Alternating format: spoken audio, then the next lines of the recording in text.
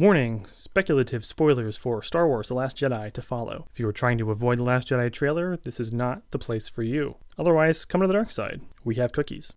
The official trailer for Star Wars The Last Jedi just came out, and already the discussion is narrowing in on a few key topics. Is what we're seeing in the trailer really what's going to happen in the film, or is it some kind of misdirection? Now, I'm not here to talk about story theory or lore. There are plenty of fellow nerds out there already doing that. Instead, I want to talk about how trailers create misdirection in the first place. It's nothing new that movie trailers can be misleading. They're designed to sell you on a ticket, so it's natural that they show the most attention-grabbing parts of a movie. The problem comes when selling one kind of experience, maybe a fast-paced action thriller that's actually a slow, methodical neo-noir. Sometimes this is just bad marketing. But there's also a subtle art to trailer editing that doesn't get as much attention. The ability to form connections in the audience's mind that may not actually exist in the final movie. Star Wars The Last Jedi seems ripe for this latter category of intentional misdirection. Now, before we go any further, we need to talk about one particularly important piece of film theory, the Kuleshov effect. The Kuleshov effect is the idea that viewers derive meaning from two sequential images, more than from any single image. You've heard a picture is worth 1,000 words? Well, think of two pictures as worth 10,000. Filmmaker Lev Kuleshov demonstrated this way back in the 1920s, that if you juxtapose two neutral images, like a bowl of soup and an expressionless face, viewers will create meaning out of their connection. In this case, that the expressionless face is actually hungry. This is the core of film editing in general, but it's specifically crucial to trailer editing when you want to lead the audience to believe and become interested in certain things about your story. Here's where we can look at The Last Jedi. Two moments have garnered a lot of attention for their potential implications in the film. This bit where Kylo Ren appears to be aiming to fire on Leia, and this bit where Rey appears to ask Kylo Ren for help and he extends a hand.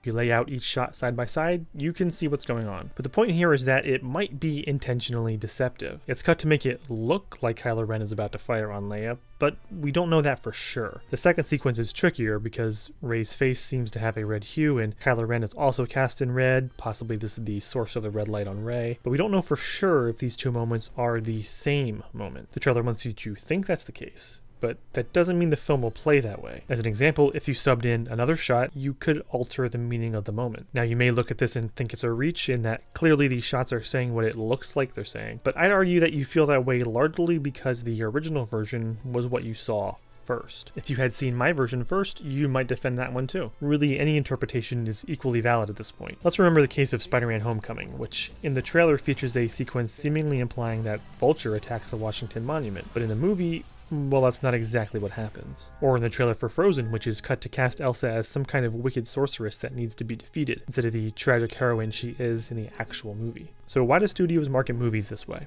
Again, maybe some of it's lazy marketing, but giving them the benefit of the doubt, let's say it's because they are purposely trying to direct the conversation about their movie. In the case of Frozen, maybe it's catchier marketing to shorthand Elsa as a villain rather than explain the nuances of her character arc. Frozen is a very non-traditional Disney movie, but the trailer makes it seem very traditional. Most everyone was pleasantly surprised to find out otherwise. And it must have worked because that movie made literally all of the money. In the case of The Last Jedi, Disney and Lucasfilm clearly want the conversation to be focused on Kylo Ren's dynamic in the story. Most fans seem to be expecting him to have some kind of redemption arc, so these moments help to play to and against those assumptions. What's equally important to consider is what isn't being shown in these shots. In the original Force Awakens trailers, you might remember some discussion about Finn's use of the lightsaber and how it tied into the greater film, but because the discussion was focused on that, we didn't talk as much about how those shots were intentionally used to hide the fact that Rey is the one who truly takes up the lightsaber. So these are just a couple examples, and you could find hundreds more if you really spent the time. There's an entire subgenre on YouTube dedicated to recutting trailers that I think gives you a really good idea of how two shots can be meant to say pretty much anything you want. But the point is this trailer is going to be picked apart in the coming days and weeks. So have fun with it, but stay aware that until we see more, you're largely projecting meaning onto these images.